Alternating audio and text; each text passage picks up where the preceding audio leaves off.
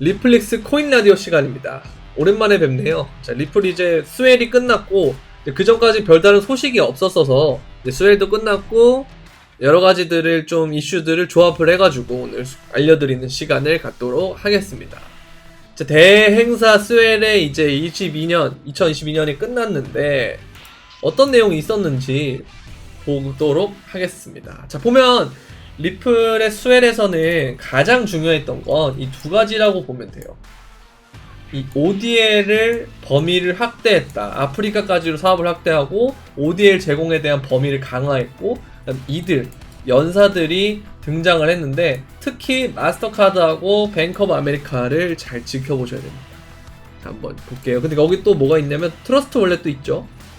트러스트 월렛 이번에 이제 FTX 사태가 터진 다음에 바이낸스가 굉장히 득을 보고 하니까 그때 개인 지갑에 대한 이슈 그리고 거래소를 빠져나가려는 움직임을 통해서 트러스트 월렛이 되게 반사익을 많이 봤는데 얘네들이 이제 바이낸스랑 좀 연결이 돼 있어서 또 좀 잘 올라갔던 그런 애들인데 또 여기 또 있었네요. 스웰에. 자, 일단 마스터카드는 제가 이전 영상에서 이렇게 언급을 드렸었어요. 어떤 얘기를 드렸냐면 막 CBDC에 도입이 되면 스위프트가 사라질 거다 라고 말하는 게 이제 마스터카드 CEO였어요. 그죠? 스위프트가 5년 안에 사라진다 그랬거든요. 그래서 얘네가 다보스 포럼에서 블록체인 비즈니스 협의회 주최로 열린 중앙은행 디지털 통화 CBDC 세션에 참석을 해서 스위프트는 앞으로 존재할 거냐 어떻게 생각하냐 라고 생각했을 때 사라진다 라고 얘기했거든요. 그러니까 결국 얘네들이 사라지려면 그 스위프트를 띄워놓은 애가 나와야 되는데 걔가 뭐다? 리플이라는 거예요. 송금사고가 한 번도 없었던 리플. 스위프트보다 수수료가 싸고 속도가 빠른, 그리고 이 예치금을 따로 묻어두지 않아도 되는 그 리플이 이제 등장하면 사라질 거다 이 얘기를 하고 있는 거거든요. 그럼 나머지가 뭐냐? 우리가 마스터카드 나왔으면 하나 생각나는 게 있잖아요. 바로 뭐냐? 비자입니다. 근데 아니 아까 뱅크 오브 아메리카 얘기해놓고 웬 비자냐? 비자는 리플하고 파트너십 안 했던 것 같은데? 이 얘기를 할 수가 있죠. 그런데 비자의 역사를 보면 여기서부터 시작이 됐습니다. 어디요? 뱅크 오브 아메리카부터 시작을 해서 비자의 여정이 시작됐다 이렇게 돼 있거든요. 근데 뱅크 오브 아메리카는 리플하고 얼마나 오랫동안 관계를 맺고 있냐면 아예 리플 홈페이지에 이게 떠 있어요. 마스터카드는 여기 없습니다. 근데 다만 스웰에 와서 되게 리플 친화적인 발언들을 하고 있는 거고 결제에 대해서 굉장히 긍정적으로 보고 있는 거고요. 그리고 또 이제 우리가 SBI는 되게 유명하죠. 리플의 친암호화폐, 친리플 쪽으로 유명한데 그만큼 뱅크 오브 아메리카와 굉장히 긴밀한 관계를 맺고 있는데 이 뱅크 오브 아메리카에서 어떤 얘기를 했냐면 리플 소송만 끝나라. 왜? ODL 서비스 할 거야. 이겁니다. 뱅크 오브 아메리카가 리플과 ODL, 온 디맨드 리퀴디티 관련해서 파트너십을 체결하기 위해서 미국의 증권거래위원회 아래 소송이 끝나기를 기다리고 있다. 이거는 이제 누구한테 직접 들었다? 브래드 갈링하우스 리플 CEO한테 직접 들었다. 구체적으로 뭘 언급했다? 뱅크 오브 아메리카를 언급했다. 그러면 얘네가 ODL을 쓸 정도면 다른 애들 역시도 메이저 은행들도 훨씬 많이 쓸 가능성이 높겠죠. 그러면 결국 리플은 소송이 끝나게 되면 많은 이득을 얻을 수가 있는데 미국 입장에서 이거는 이제 리플릭스 말고도 제 이전 영상에서도 연결되는 건데 미국이 최근에 하는 행동들은 뭐냐면 크립토 시장에서는 제도화 이 제도화를 시켜가지고 이 규제 당국에 대한 역할, 핸들링을 미국이 하고 싶어 하고 있고 그리고 그걸 넘어서 전 세계적으로는 미국이 하고 있는 것이 뭐냐면 바로 공급망을 재편을 하려고 합니다.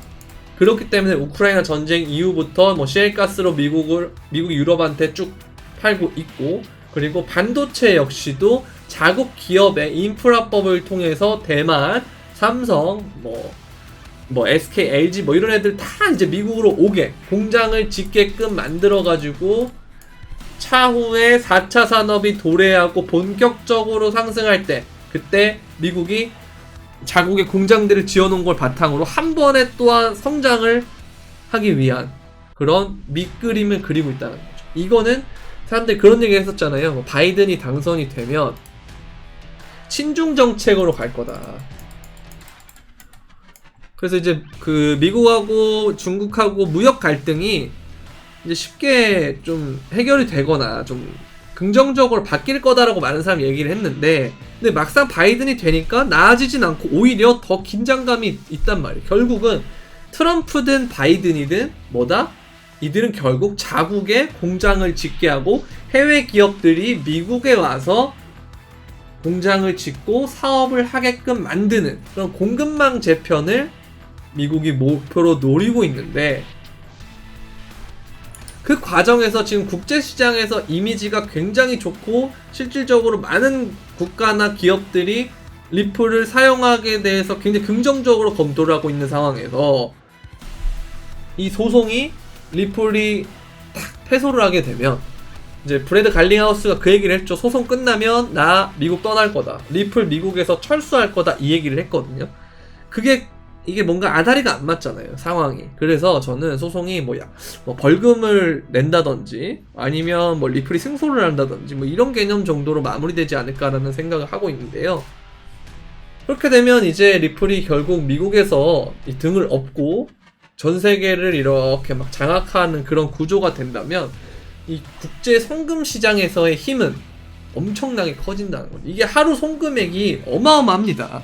근데 이거를 이제 리플이 ODA를 하게 되면 전송 수수료로 뭘 하는 거냐면 이걸 리플을 쓴다는 거예요. 기존에 리플넷을 사용을 할 때는 그냥 이제 은행에서 리플망을 쓴 거예요. 그냥 써서 실제로 돈은 거래하는데 수수료는 리플로 쓰지 않고 기존에 이제 송금할 때 수수료를 하는 건데, 이제는 전송 수수료를 리플로 하게 되면 은행들이 리플을 비축을 해야겠죠. 전송 수수료를 내기 위해서. 그리고 이렇게 된다면 리플의 물량이 잠기게 되고요. 그럼 이제 이걸 봤을 때 사람들이 아니 왜 굳이 근데 스위프트랑 이런 걸 쓰면 되지 왜 리플을 쓰느냐, 왜 ODA를 쓰고 리플을 전송 수수료로 쓰느냐, 이런 의문을 가질 수가 있잖아요. 근데 일단 리플이 빠르고요. 뭐 이게 스위프트가 따라잡게 된다 그러면 쓸 이유가 없지 않냐 이렇게 생각할 수 있는데, 기존에는 은행과 은행 간에 A은행과 B은행끼리 거래를 하려면 이게 서로 이 거래 계좌를 터야 돼요. 그 이들끼리만 움직일 수 있기 때문에 장부를 따로 만들어 놔야 되고 여기에 대해서 또 금액을 묻어놔야 된단 말이죠. 근데 이걸 리플을 사용하게 되면 리플이 브릿지 형태로 중개를 해주는 거거든요. 그러니까 A은행, B은행이 가는데 여기 중간에 리플 코인을 통해서 혹은 리플의 망을 통해서 이걸 중개를 해주고 바로 이렇게 갈 수 있게끔 하면, 이전에는 절차가 중간에 여기 이렇게 많이 꼈었는데 그게 없기 때문에 속도가 빨라지고 어떻게 됩니까? 수수료가 싸지고요. 그리고 리플을 사용하다 보니까 리플의 가치가 오르는 거고, 리플을 들고 있기만 하면 뭐 A은행과 B은행 간의 거래를 틀고 A가 C은행이랑 거래를 틀면 또 이런 구조를 만들어야 되고 하는 게 없어진단 말이에요, 리플렛 쓰게 되면. 그러니까 이 리플만 묻어두고 있고 다른 돈들은 어떻게 하냐, 뭐 대출 업무라든지 다른 데서 쓸 수가 있다는 거죠. 그러다 보면 어떤 한 은행이 이걸 터가지고 BOA 같이 뱅크 오브 아메리카 같이 얘네들이 만약에 이런 대형은행이 썼어요. 그래서 이거를 많이 쓰고 확실하게 뭔가 정착을 한다 그러면 우리는 항상 느꼈지만 편한 게 나오고 하다 보면, 카톡도 마찬가지. 우리가 카톡을 많이 쓰게 된 이유는 처음에 문자를 돈 주고 하다가 공짜로 문자를 한다? 이 메신저부터 출발을 했거든요. 그러니까 편리함에 한번 사람이 눈뜨게 되면 이게 급속도로 발전을 한단 말이죠. 다른 걸 못 써요. 카톡을 우리가 쓰다가 사람들이 카톡을 완전 많이 쓰니까 이번에 데이터 센터 화재 나가지고 카톡 하루 정도 먹통 났잖아요. 근데 그때 진짜 모든 생활이 다 멈춰버리는 그런 현상이 생긴단 말이죠. 그러면 그 다음에 이게 복구가 된 다음에 카톡 이거 안 써! 이런 사람들보다 계속 그냥 꾸준히 쓰는 사람들이 많다는 거죠. 왜? 내 모든 생활이 카톡과 연계가 되어 있기 때문에. 업무, 일상, 모든 게 다 카톡과 연결되어 있기 때문에. 그래서 이런 부분을 우리가 생각을 해보게 되면 이미 국제송금을 했을 때 싸고 빠르고 서로 은행도 그렇고 개인도 고객도 그렇고 편하다. 그러면 안 쓸 이유가 없는 거예요. 그러니까 얘네들이 지금 써주고 훨씬 더 상용화를 시켜주면 그러면 많은 애들이 우후죽순으로 쫙 와서 리플에 붙는다라는 거죠. 그러면 리플은 최초 발행을 하고 난 다음에 이 코인을 더 이상 발행을 하지 않아요. 그래서 사용을 하는 만큼 어떻게 되면 소각이 되는 구조거든요. 점점 리플의 가치는 올라가는 것이고, 그리고 지금 리플의 문제가 뭐냐면 우리가 유동성이 되게 중요한데요. 리플의 뭐 가격 변동 이런 것보다도 사실은 리플의 거래량이 그리고 호가가 많아져야 한 번에 많은 금액을 송금할 수 있는 거거든요. 그러려면 이런 애들이 있어줘야 돼요. 그래서 유동성을 채워줘야 돼요. 그리고 오히려 개수가 그대로고 유동성이 그대로라면 가격을 올려서 유동성을 확보하는 방법이 있겠죠. 왜? 리플이나 코인은 어떻게 된다? 소수점 단위까지 거래가 되니까. 그래서 오히려 가격이 오르는 것이 유동성 확보하는 측면에서는 더 좋을 수가 있어요. 무슨 말인지 아시겠죠?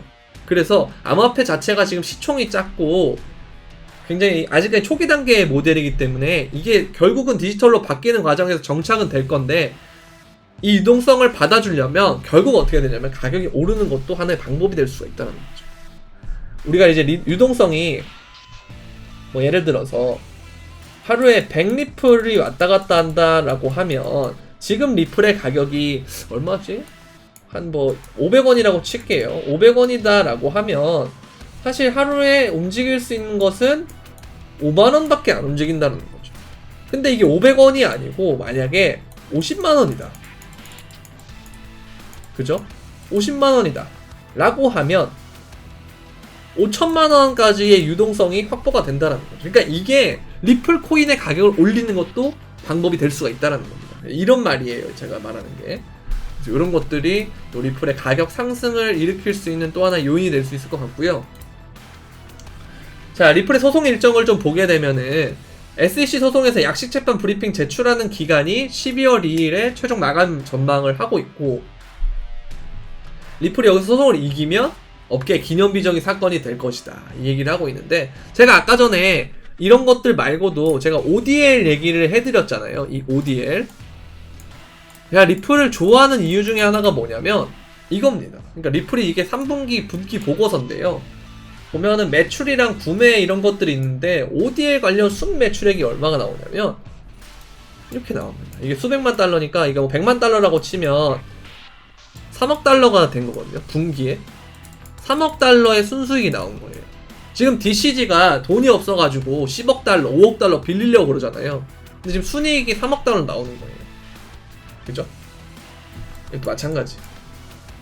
장이 안 좋아져도 이 정도 퍼포먼스를 내는 건 장이 좋아지고 향후에 확대되면 될수록 뭐다? 훨씬 더 매출이 늘어나는 구조거든. 기하급수적으로 늘어날 수 있는 구조라는 거죠. 폭발적으로 성장할 수 있다는 거. 이게 되게 중요한 건데,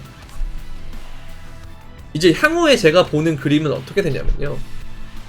우리가 예전에 이제 닷컴 버블이라는 거를 겪고, 그 닷컴 버블이 끝난 다음에 기업들 중에서 지금까지 살아남았던 기업들은 살아남았던 거예요. 왜?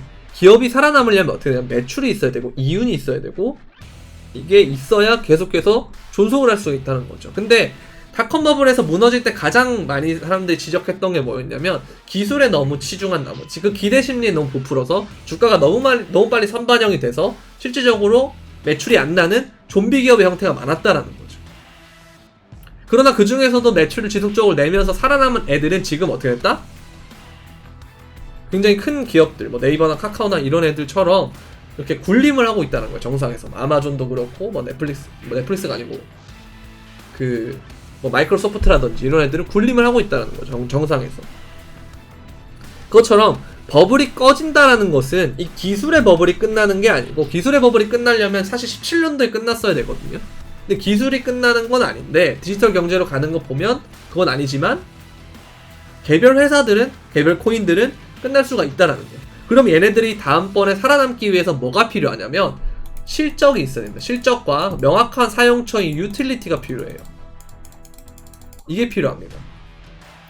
결국 명확한 사용처가 된다라는 것은 결국 그 분야에서 뭐 독점이든 과점이든 아니면 선제적으로 들어가서 있기 때문에 블루오션을 개척한 거기 때문에 매출이 따라오겠죠. 근데 리플은 정말 명확한 비즈니스 모델과 수익 모델을 갖고 있다는 거.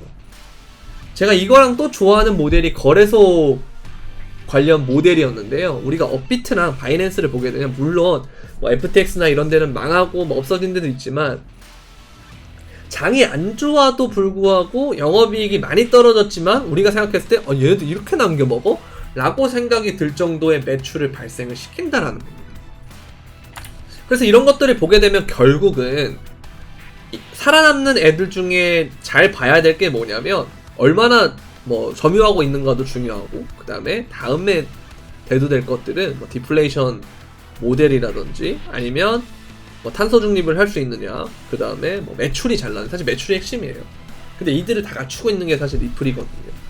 그래서 제가 그래서 리플이 지금 안 움직이고 하는 것은 이렇게 매출이 잘 나고 좋은 모델인데 왜 안 오를까라고 생각을 해봤을 때 뭐 그런 얘기도 있어요. 아니 전송 수수료로 쓰는데 가격 변동폭이 너무 심하면 안 되지 않느냐라고 하는 분들인데 이것도 일리가 있는데요. 아까 말씀드린 것처럼 실제로 기업들이 안 쓰는 가장 큰 이유는 유동성이 부족해서 그래요. 모델이 너무 아직까지 시장성이 너무 초기 단계이기 때문에. 그러면 얘네들이 올라가려면 유동성이 확보가 돼야 되는데 그렇기 때문에 얘네가 지금 볼륨이랑 유동성을 관리하는데 지금 돈을 쓰고 있다라는 거거든요, 리플이.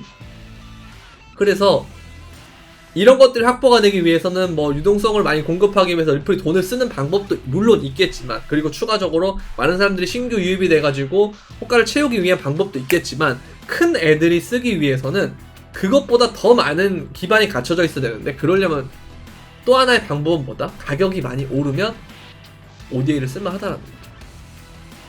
그래서 이런 것들 좀 보게 되면 되는데 오늘 올라온 소식 중에 어떤 게 있었냐면 브라질 의회에서 암호화폐 결제 합법화 법안을 승인해가지고 17,000까지 비트코인이 가고 막 이랬는데요. 근데 여기서 보면 내용에 브라질 중앙은행과 투자자산 부문은 브라질 증권거래위원회가 각각 관리 감독을 할 거다. 이 얘기를 했거든요. 근데 리플이 그 2020년 6월 달에 이미 준비를 하고 있었어요. 브라질 중앙은행하고 비공개 화상회의를 했고 이런 과정이 있었고요. 그 브라질 얘기가 나오면 대부분 리플이 관련되어 있는 데 많아요. 지금 트래블렉스 뱅크도 그렇고 브라질 은행 최초로 리플 ODL 솔루션 도입을 했고 리플 기술 기반 해외 송금 원페이 FX가 거래량 5억 달러 돌파했는데 브라질, 스페인 등 출시를 했다라고 돼 있고요. 그 다음에 비트소 이용자가 100만 명이 돌파를 됐는데 남미 암호화폐 대중화가 가속되고 있다. 그리고 브라질 소재 은행이 리플렛 클라우드에 합류했다. 이런 식으로 브라질과 굉장히 밀접한 관련이 있다라는 거죠, 지금 리플이. 그래서 뭐 리플이 그냥 브라질만 관련이 있는 거 아니고 사실은 그 저번에 말씀드린 것처럼 유럽하고 그다음에 영국하고도 관련이 있다라는 거죠. 이런 것들도 되게 주요한 부분일 것 같고요. 이제 리플랩스가 XRP 유통량 점유율이 50% 밑으로 하회했습니다. 그래서 이게 SEC에서 소송을 할 때 사람들이 리플은 증권이야 라고 말했던 것 중에 큰 이유로 차지했던 것 중에 하나가 리플은 너무 중앙화되어 있다는 거죠. 근데 이건 사실이 아니다 라고 얘기하면서 했던 게 130개의 노드 중에 4개만 가동을 하고 있고 리플의 유통량과 점유율도 지속적으로 감소하고 있다는 거죠. 그래서 리플 3분기 순매출은 3억 1068만 달러로 2분기 4억 890만 달러 대비 감소했지만 ODL 트랜잭션과 관련된 XRP 판매만을 진행했기 때문에 ODL 산업이 전 세계적으로 확대되면서 ODL 네트워크의 트랜잭션 처리량도 급증했다 라고 이렇게 돼 있거든요. 결국은 이 유통량 점유율이 XRP의 유통량 점유율 중에서 리플이 하회하고 있다라는 거.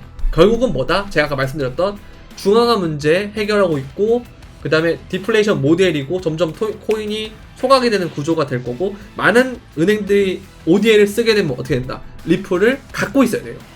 얘네들은 전송 수수료로 쓸 때마다 처리를 해줘야 되기 때문에 갖고 있어야 된다. 그래서 이런 부분들이 결국 뭐다? 아까 말씀드렸던 것처럼 은행이 아예 리플을 다 가질 수밖에 없는 그런 형태의 구조로 점점 가고 있다라고 보시면 될 것 같습니다. 그래서 이 부분이 되게 중요하고요. 그리고 특히 리플은 또 어디랑 얘기하고 있냐면 영국 정부와 암호화폐 관련 규제 관련을 제안을 하고 있고 맞춤형 규제가 필요하다. 리플하고 바이낸스가 영국에서 라이센스 취득을 추진하고 있다. 이렇게 되고 있는데 리플 굉장히 유럽에서의 활동도 많이 하고 있다라고 보시면 될 것 같아요. 저는 그래서 이런 부분들 때문에 너무 일을 잘하고 있다라고 생각을 합니다. 스웰에서 불러온 연사들도 점점 뭐 급이 낮아지는 게 아니고 그냥 좋은 급들 다 데리고 오는 그 자체가 영향력이 있다라는 소리거든요. 그래서 이런 부분들도 되게 좋다라고 보여주고요. 뭐 당장의 가격엔 나타나지 않지만 결국에는 이 가격에 반영이 될 수가 있는 시기가 온단 말이에요. 그때는 되게 많이 오를 수 있지 않을까라는 그런 기대감을 갖고 있습니다. 리플의 도미너스인데 우리가 차트적으로 좀 보게 되면요. 이때가 이제 2017년 말이었죠. 이때 30%가 넘었어요. 리플의 점유율이. 전체 시총에서 리플의 시총이 차지하는 비율이 30%가 넘었다는 건데 지금은 2%밖에 안 됩니다. 2.5%밖에. 근데 지금 수렴상으로 볼 때는 이 수렴을 뚫고 이 리테스트까지가 어느 정도 완료가 됐다라고 생각이 되는데 이러한 형태에서 리플이 좀 지지를 받아주고 올려준다면 2017년 때처럼 리플이 또 한 번 이렇게 올려주는 과정이 된다면 그때는 이제 리플이 뭐 CBDC라든지 아니면 소송이라든지 아니면 ODL이 확대가 된다든지 이런 과정들이 중간에 반영이 되겠죠. 더 유력하게 눈에 띄게 반영이 되면서 리플 점유율이 올라가는 건데 그러다 보면 뭡니까? 가격이 올라갈 수밖에 없게 된다는 거죠. 근데 이제 큰 관점에서 보게 되면 아직 조금 애매한 움직임이 좀 남았어요. 뭐냐면 이 리플의 꼬리와 꼬리끼리 연결한 선을 쫙 이어봤을 때 아직까지 여기에 닿지를 않았거든요. 이게 어디냐면 0.3달러 부분에 닿지를 않아서 이게 안 닿고 이렇게 올라갈 수도 있고요. 아니면 여기 닿는 과정을 좀 더 진행을 하고 올라갈 수도 있기 때문에 일단 닿는 것까지 여러분들 생각하면서 매집을 하더라도 그런 관점으로 천천히 접근하시는 게 좋을 것 같습니다. 리플은 이 영상을 보고 사든 아니면 일주일 뒤에 사든 가격이 그렇게 차이 나진 않아요. 다만 이걸 어느 순간 놓치고 있다 보면 평생 못 잡는 거죠. 그러니까 내가 생각한 금액은 내가 리플을 빵개 들고 있는데 내가 500원일 때 200원을 기다리면서 입을 벌리고 있다가 이게 나중에 내려가는 듯 하다가 다시 530원만 돼도 못 삽니다. 이 사람은. 그래서 이런 걸 방지하기 위해서 여러분들한테 길게 보는 관점을 가져야 되고 그렇기 때문에 내 자산에서 그렇게 큰 비중이 아닌 거를 천천히 뭘 해야 된다. 리플을 적립식 투자하는 개념으로 적금 드는 개념으로 하는 거를 제가 계속 말씀드리고 있는 거거든요. 그런 개념으로 본다면 리플은 사업 범위가 너무 크기 때문에 이렇게 당장 뭐 올해, 뭐 내년, 후년 뚝딱딱딱 이루어지면 좋겠지만 그게 안 될 가능성도 있기 때문에 이걸 생각을 해본다면 우리가 천천히 우리가 매집을 해야 된다라는 거죠. 그래서 내가 많은 돈을 들어가면 리플의 변동성에 일희일비하게 되고 안 오르면 리또성이라고 그러고 포기하게 되는데 천천히 넣고 리플의 이 가능성이나 비전이나 이런 것들 이 일을 어떻게 하고 있는지 매출은 어떻게 나고 있는지 어떤 주식 투자를 하는 개념으로 우리가 접근을 해본다면 리플은 굉장히 좋은 기업이다 라고 볼 수가 있는 거죠. 그래서 이런 개념으로 보면 저는 리플은 굉장히 좀 만족스러울 애라고 생각을 하는데요. 뭐 이거 판단은 항상 여러분들이 하시는 거고 제가 여러분들한테 매수 버튼을 눌려주고 하는 그런 건 아니니까요. 그러니까 항상 참고를 하시되 여러분들 나름대로 취사 선택을 해보시고 접근하는 게 좋은 것 같습니다. 자, 우리가 장투를 하게 되면 제가 항상 요즘에 이 그림을 올려드리는데요. 이 험난한 여정을 기다리고 있어야 돼요. 아까 말씀드렸던 이 0.3을 다시 갈 수 있다라는 거. 요거 항상 생각하고 여러분들이 접근을 해주셔야 된다는 겁니다. 자, 오늘은 여기까지 하도록 할게요. 또 다음번에 또 리플릭스나 아니면 일반적인 코인 영상, 요즘은 영상을 올릴 때 항상 압축해서 알짜배기로 많이 올리고 있어요. 영상 길을 좀 길게 하더라도 내용적인 측면을 조금 더 가다듬고 하는 쪽으로 제가 영상을 만들고 있는데 그럼 그 과정에서의 시간 텀이 빌 때가 있잖아요. 그럼 그때는 그러면 다른 유튜브 봐야 되나? 라고 할 수도 있죠. 뭐 그걸 보셔도 좋긴 한데 제 영상 설명란에 있는 텔레그램이 있거든요. 텔레그램 공개 브리핑방과 꿀 정보방이 있는데 거기에 시장 상황이라든지 간략한 브리핑들을 공유하고 있으니까 반드시 거기를 좀 구독을 해주시면 감사하겠고요. 도움이 되셨다면 구독과 좋아요, 알림 설정, 댓글까지 부탁드리면서 그럼